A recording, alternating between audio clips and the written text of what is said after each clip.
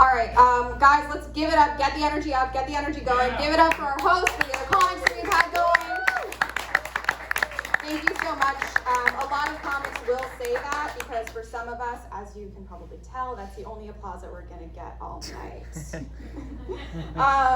Not me, though, because I did bring about 8 of my coworkers, so this is going to be a little bit cleaner of a set, but I thank you guys so much for making a whole bunch of dick jokes when the CEO of my company is here. Really appreciate it. It's his wedding anniversary, so yikes.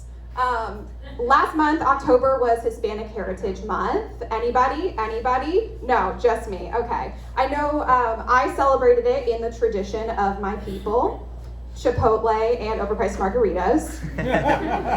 I know what you're probably thinking, what does she know about Hispanic Heritage Month, considering the fact that I look like I just got out of a speeding ticket by crying to a cop. But my dad is Mexican. I look like this because my mother is so white that she named all 3 of her children with the same initials so she could, quote, get a great deal on monogramming. But no, we are Mexican. My siblings look a lot darker than I do. In fact, the deciding factor in whether or not my younger brother gets arrested for possession of pot is, has he shaved yet that day? Movember is very tough for him. In fact, if you were to line up my family from like darkest to lightest, from my dad to my mom, it would basically look like a printer running out of ink.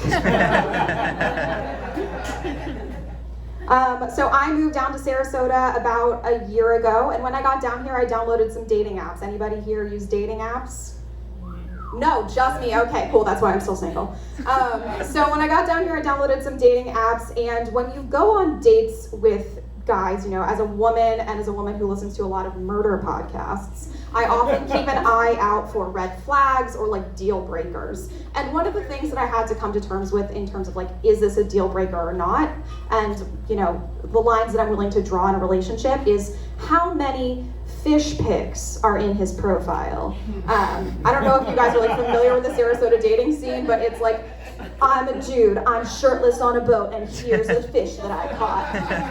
I know 3 things about you now. You probably can swim because you've been on a boat. You're a great provider because you can catch a fish, so you can always get me food. But you've never heard of pub subs because, dude, there is a better way. You do not need to do this.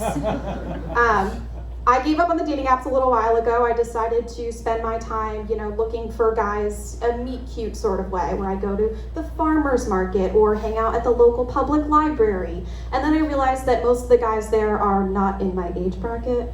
But that's okay because Sarasota is sort of like a sugar daddy mecca, apparently. Although I'm not really looking for a sugar daddy. I would rather phrase it as looking for an angel investor in the startup that is my life. I look pretty young, but I am in fact a millennial Gen Z cusp. And I take a lot of pride in the many industries that millennials have basically eradicated. For example, if you turn on like any news station, which if you are a millennial, you cannot because we don't have cable, then you will see breaking news. Millennials are killing the top sheet industry. Is Pokemon Go to blame? Details at 11. I think that the next industry that millennials should completely make extinct is the stripping industry, and that's not because I'm like a crazy feminist or anything. I am, but that's not why. But it's because, can you imagine how difficult it would be to have stripping when you don't carry cash around? It's sort of like, hi, do you take Venmo?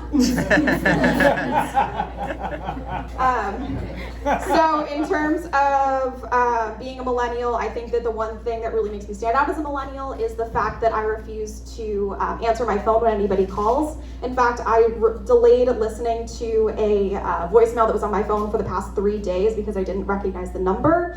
I finally got around to it, just in case it was like my landlord or something. It turns out it was a gastroenterologist out in Bradenton. So Dennis, if you see this, the results don't look good. That's my time here tonight. Thank you guys so much.